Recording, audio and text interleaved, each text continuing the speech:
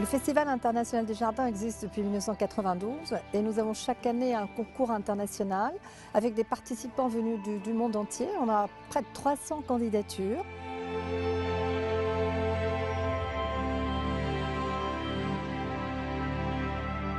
Comme le thème change tous les ans, à chaque fois, pour nous, c'est un nouveau challenge de recréer des conceptions lumière totalement différentes sur à peu près une vingtaine de jardins. Ce qui est intéressant là-dedans, c'est que tous les ans, ça change. En fait, tous les jardins sont détruits entièrement et on repart de zéro.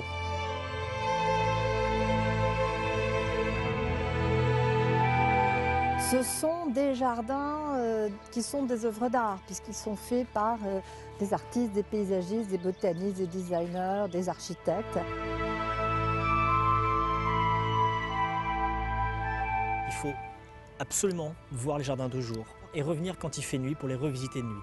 Parce qu'on a vraiment l'impression qu'on fait deux voyages totalement différents. La lumière baisse, les sons sont plus les mêmes, les gens chuchotent. On n'est vraiment pas du tout dans le même monde.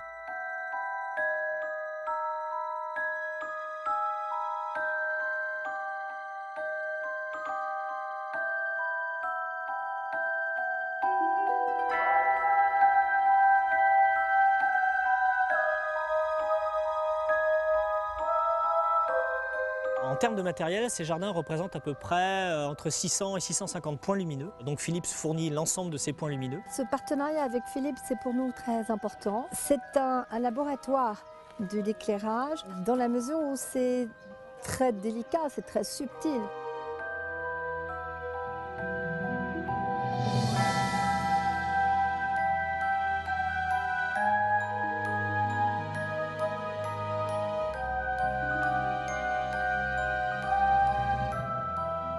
On a à peu près 20-25 types de projecteurs différents, des têtes d'épingle jusqu'aux projecteurs carrés un peu plus imposants. Ces lumières ne gênent absolument pas la vie des plantes, elles ne gênent pas les animaux et en plus elles dépensent très peu d'électricité.